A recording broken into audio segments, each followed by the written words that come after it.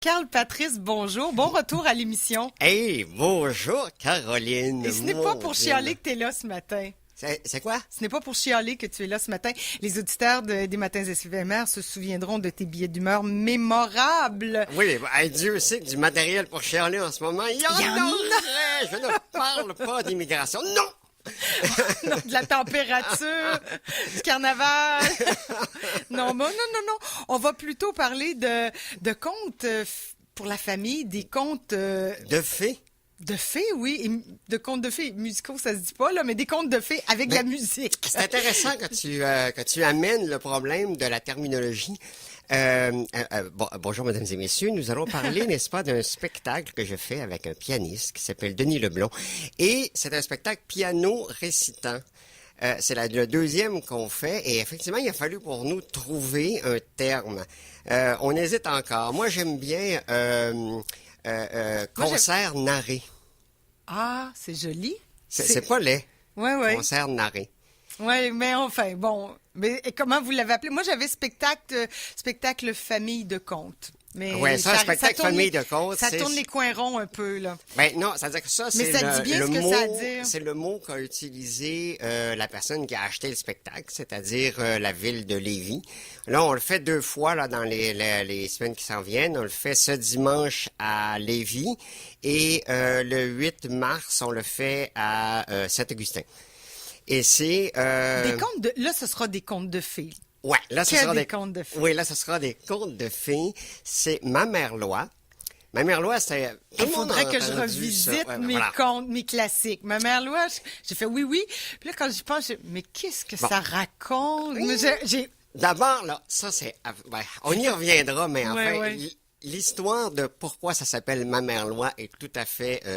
croustillante, mais nous y reviendrons. Mais en fait, Ma Mère Loi, c'est le titre d'une œuvre de Ravel. Pour ceux qui connaissent pas Ravel, ça m'étonnerait, mais le Boléro de Ravel. Donc, Ravel, le compositeur. Le compositeur de musique. Mais il a pris ce nom-là du titre d'un livre qu'on appelle Les Contes de Ma Mère Loi, de Charles Perrault. Mm-hmm. Bon, Les Contes de Ma Mère Loi, c'est vraiment une espèce de bible de contes de fées qu'a écrit Charles Perrault en 1600, à la fin des années 1600 quelques, là. Oui, ça date un peu quand même. 1697, si je ne m'abuse.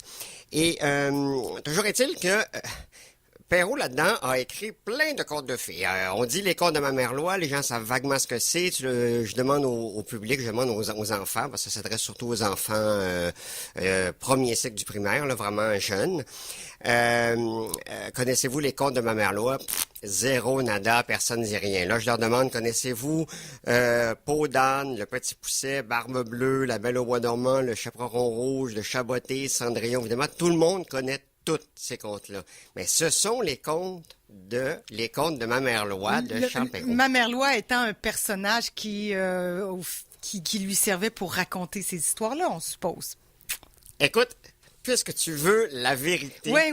Parce que je me suis jamais posé la question.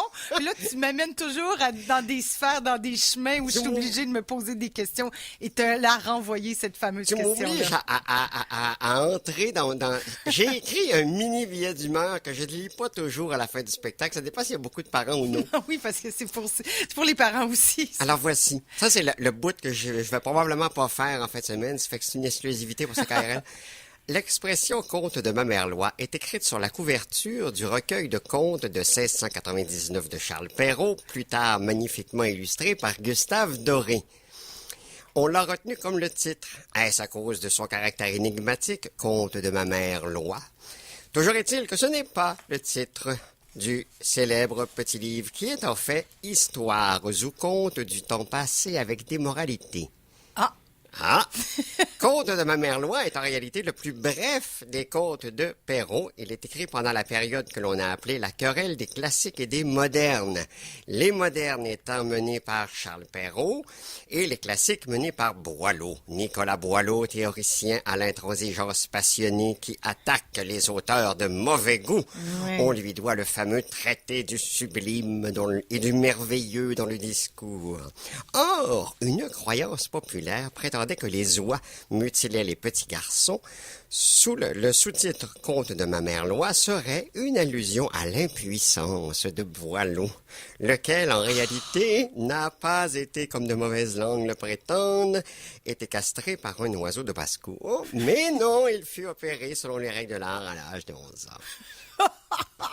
Bon, ben, je suis bien heureuse de savoir ça maintenant et d'avoir ça en exclusivité. C'est l'explication la plus plausible de ce titre ouais, bizarre. ouais. Ça serait une façon pour l'auteur, pour Perrault, de se moquer de Boileau. Ouais, oui, c'est tout à fait dans le goût du jour voilà. aussi à l'époque. Hein? Ben, vraiment. Les querelles entre les courants littéraires et tout et tout. Bon. Mais même Ravel, si on y pense bien, lui aussi s'inscrit dans un moment où, même au niveau de la musique, on est en train de changer plein de choses. Ah ouais, ben, D'ailleurs, les musiques qu'il a écrites pour les contes de ma mère loi sont plus simples que le reste de l'œuvre de Ravel. C'est une musicalité vraiment complètement adaptée à la jeunesse. Et on y trouve la simplicité celui qui écrivait en même temps que lui, là, les gymnopédies, là. Satie, ouais. Tu sais, on retrouve un peu de cette simplicité. Mais il y avait un courant musical en ce moment. On transformait la musique comme on transformait l'écriture, tu sais. Ouais, c'est intéressant. Ouais. Alors, vous allez présenter... C'est toi qui as fait les choix des contes de fées ou non, avec en fait, Denis non. Leblanc? Alors, oui. Alors, en fait, non. Donc, ce qui s'est passé, c'est que, pour la petite histoire, de ce que je me souviens, Ravel n'a pas eu d'enfant. Et il a, ni plus ni moins, écrit ça vraiment en s'inspirant de ce qu'il aurait voulu offrir à ses neveux et nièces, aux enfants autour de lui. Il a vraiment écrit pour eux. Et donc, ce qu'il a mis en musique, ce sont des contes de fées. Et il en a choisi, il a appelé ça Ma mère loi, donc il en a choisi effectivement dans les contes de Ma mère loi de Perrault. Ceux de Perrault sont... La Belle au bois dormant et Petit Pousset. Mais il est aussi allé chercher, de la même époque, La Belle et la Bête, de Madame le Prince de Beaumont, et L'aidronette, non, excuse-moi, Le Serpentin vert de Madame d'Aulnoy. Qu'on ne connaît pas beaucoup. Alors, Et non, mais c'est fantastique qu'on ne connaisse pas beaucoup. Ben non, c'est ça. C'est, au niveau musical, la plus connue. OK. Des quatre. On pourra le reconnaître à l'oreille. Okay. Oui, on le reconnaît à l'oreille, mais... effectivement, c'est super parce que lui, dans son écriture, ça se trouve être le dernier. Ça fait que moi, quand je le conte aux enfants, parce que c'est super agréable ce qu'on fait, on a vraiment travaillé les textes pour les dire, pour que la musique et le texte soient en phase. Ouais. Donc, les moments où ça devient dramatique dans la musique, ben, c'est la bête qui parle. Puis les moments où ça devient plus doux, c'est la belle qui parle. Puis tu sais, on a vraiment structuré. Tu sais, j'ai retravaillé le texte. Là, j'ai fait comme... Je peux pas faire le texte au complet, c'est 40 pages par conte. Oui, puis là, c'est des tout petits, là. Il faut que la concentration soit au rendez-vous aussi. Oui. Puis les pièces sont courtes. Alors, tu sais, j'ai pris vraiment les éléments principaux du texte, puis je l'ai dit avec Denis qui est à côté de moi, qui fait la musique, puis on s'écoute vraiment l'un l'autre. C'est ça, en fait. C'est comme un dialogue entre le conteur et le musicien aussi. Oui, exactement. De Denis Leblanc qui agit comme comédien, en quelque sorte, comédien-musicien et tout. Oui, absolument. Absolument. Denis est prof de piano, puis moi, je suis prof de jeu dramatique. Ça fait que je pense qu'on a cette sensibilité-là, puis ce plaisir d'amener l'art aux jeunes, tu sais. Fait que c'est ça. Donc, on lit ça, et l'ordre dans lequel il l'a écrit, Ravel, c'est vraiment de La Belle au bois dormant vers Le Serpentin vert. Ça fait qu'au début, les jeunes sont contents d'être là, spectacle et tout, mais bon, ils se fatiguent un peu, ils sont très jeunes. Puis c'est des histoires qu'ils connaissent par cœur. Tu sais, La Belle au bois dormant, La Belle et la Bête, Le Petit Pousset, déjà moins. Mais tu sais, ils sont habitués aussi à avoir beaucoup d'images secondes, là. Il y a ça, oui. par contre. Et oui, on va y revenir à ça si on a une minute, mais comme je finis par Le Serpentin vert, personne connaît le texte. Ils sont accrochés. Fait que là, tout d'un coup, l'intérêt est là, c'est vraiment parfait. C'est parfait. Un spectacle en tout et partout qui dure quoi, quarantaine de minutes? Oui, exactement. Quarantaine de minutes, on peut dire 45-50 avec le bonjour au début, puis le revoir à la fin, là. Mais, ouais, c'est ça. Fait que c'est vraiment super agréable. C'est une formule éprouvée puisque vous aviez fait le Pierre et le Loup avant toi et Denis. Exact. L'année passée, on a fait une dizaine de fois Pierre et le Loup un peu partout. On commence toujours à la librairie Chouinard, qui est une librairie indépendante de Lévis. qui nous reçoit, qui achète le spectacle. C'est là que vous commencez à lancer la primeur, ouais. Ouais. Après ça, on se promène un peu dans des commissions scolaires, des bibliothèques, des centres culturels, une municipalité. Fait que c'est ça. Nous, on est à Jean Gosselin, donc une bibliothèque à Lévis, dimanche à 14h. Puis après ça, le 8 mars, pendant la semaine de congé, je pense. C'est la relâche, hein? Ouais. On va être à Alain Grandbois, à Saint-Augustin. OK. Puis là, juste un mot, tu as dit si j'ai 2 minutes, mais je te laisse pour me dire, par rapport où j'ai évoqué les images secondes, les jeunes qui sont habitués aux images secondes, avez-vous une petite astuce de voilà, mise en ça scène? fait que, alors, ce questionnement-là revient toujours... tu sais, les diffuseurs font « Ah ouais, vous avez pas de vidéos, d'images, de peintures, d'objets, de costumes, de... » Mais non, justement, parce que la beauté de la chose, c'est dans ce monde parfaitement numérique, ultra médiatisé, où les jeunes sont inondés d'images, où on leur dit ce qu'ils doivent imaginer. Ben oui. Nous, on arrive avec des musiques qui sont super évocatrices, des textes qui sont magnifiques, et avec le pouvoir des mots et de la musique qui vient donner toute une couleur, une dimension aux mots, on éveille l'imaginaire du jeune, puis on envoie des images dans son imaginaire à lui. Fait qu'ils vont tous imaginer les histoires avec leur imaginaire. Ils verront pas la même chose les uns les autres. Tiens, dans donc leur c'est pas tête. ça un peu le conte, la tradition des conteurs Mais au absolument. coin du feu. Bon, il y a peut-être pas de feu, mais Là, on est des conteurs au coin du feu. au coin de la bibliothèque. Ouais, avec un piano à queue, puis Mais effectivement, un beau veston. Mais... J'y étais pas, mais j'imagine que les enfants réagissent bien aussi. Ah, oui, non, les enfants... les enfants, mais tout à fait.